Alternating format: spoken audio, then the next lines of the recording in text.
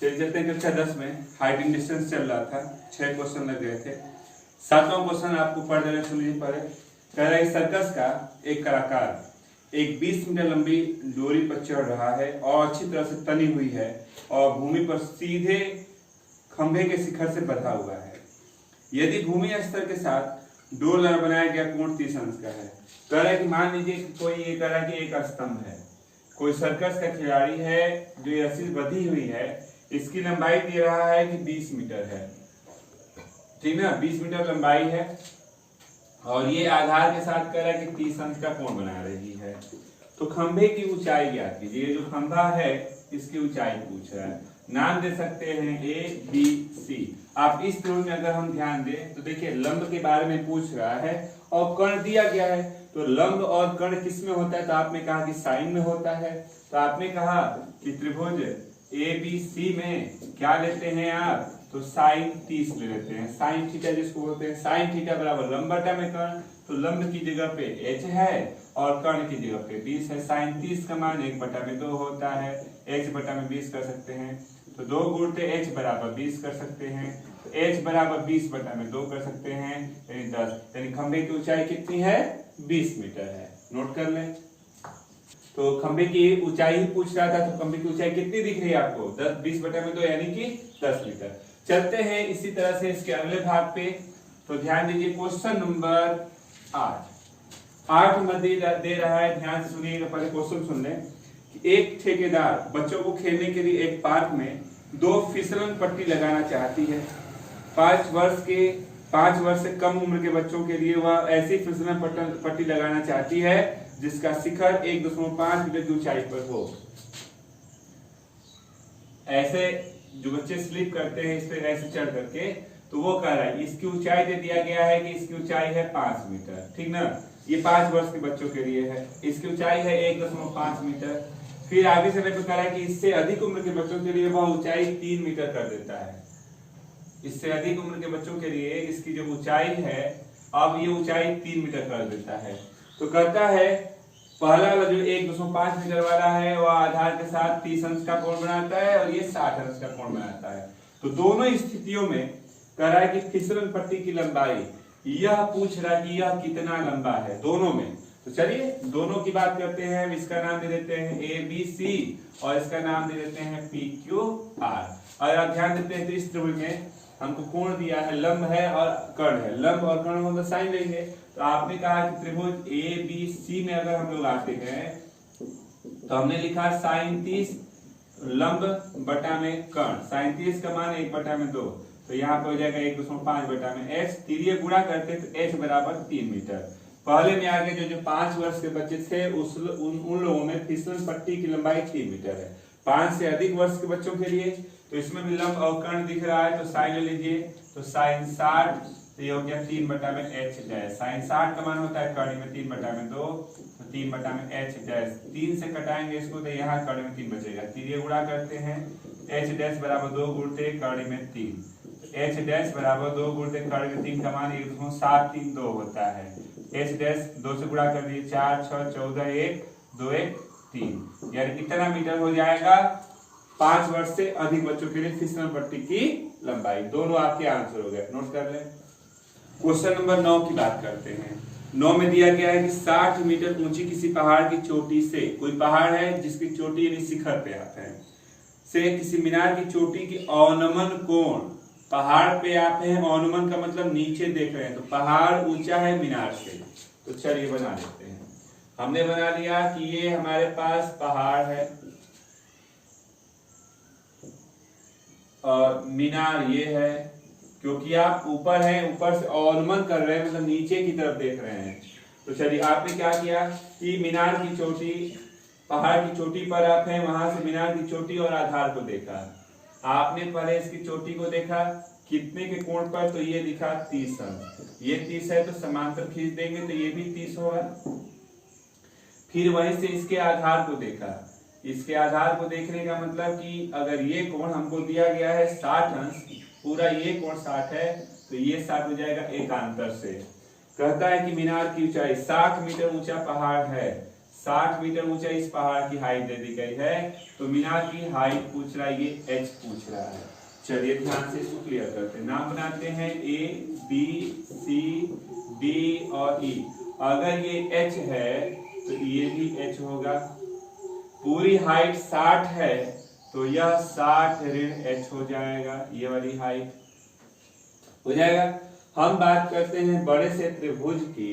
आपने कहा कि त्रिभुज BCE में अगर आते हैं तो BCE में लंब है और आधार अगर हम निकालना चाहें तो tan लेते हैं, तो 60 बटा में आधार BC, tan 60 का मान करड़ी में 3, 60 बटा में BC, तो BC बराबर 60 बटा में करड़ी में 3 और करड़ी में 3 से गुणा और भाग कर दीजिए, तो 60 करड़ी में 3 बटा में 3 घटा देंगे तो 20 करड़ी में 3 हो जाएगा। किसका मान? BC का। तो BC का मान आ गया इतना, तो जो BC है वही तो यहाँ भी काम करेगी, समांतर है। तो आप लेते हैं इस त्रिभुज को। आपने कहा कि त्रिभुज ADE में, इस त्रिभुज में अगर आते हैं तो लंब है आधार है यानी tan लेंगे, तो आपने कहा क्या?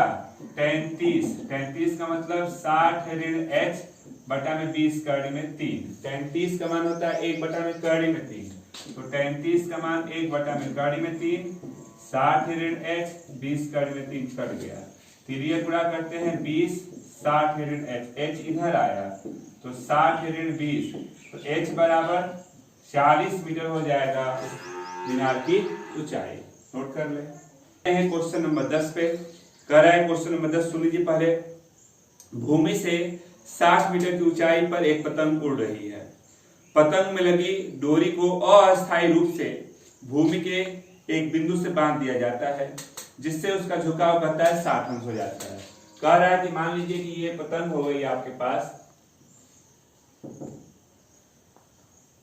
पतंग हो गई, ये इसका धागा हो गया, कहीं बांध दिया गया, इसको हमने परपेंडिकुलर एक त्रिभुज के रूप में दिखाया। तो पतंग की जो हाइट दी गई है, कह रहा है कि पतंग 60 मीटर ऊंचाई पे है, ये ऊंचाई हो गई 60 मीटर। जब जमीन से किसी बिंदु से बांधा गया है तो झुकाव कह रहा है कि ये 60 अंश का झुकाव है। यह मानकर कि डोरी में कोई ढील नहीं है, यानी डोरी जब बांधा गया तो टाइट है, ठीक है, कोई बात नहीं है। तो डोरी की लंबाई ज्ञात कीजिए। लंबाई मतलब यह पूछ रहा है ना आपसे, तो नाम दे देते हैं ABC। अब आप इस त्रिभुज को देखते हैं तो लंब दिया गया है और कर्ण पूछा, तो लंब और कर्ण किस में होता है? साइन में होता है। तो आपने कहा कि इसमें ले लेते हैं साइन 60, तो लंब बटा में कर्ण हो जाएगा। साइन 60 का मान कर्ण में 3 बटा में 2, ठीक ना, तो गुणा करेंगे तो कर्ण में 3, h बराबर 120, तो h बराबर 120 बटा में कर्ण में 3, कर्ण में 3 से गुणा और भाग कर देते हैं, तो 120 कर्ण में 3 बटा में 3, तो 4 3 से 3 चौके 12। आप इतना लिख सकते हैं इतना मीटर, या अगर आपको एक्यूरेट निकालना है तो 40 गुणते 1.732 करके भी एक्यूरेट निकाल सकते हैं उतना मीटर, या यहाँ भी आप छोड़ सकते हैं। नोट कर लें।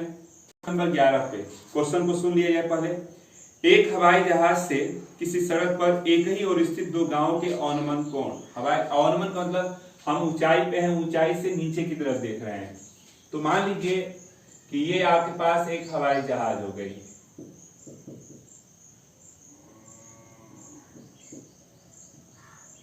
ठीक ना, हवाई जहाज है, ये धरातल मान लिया गया।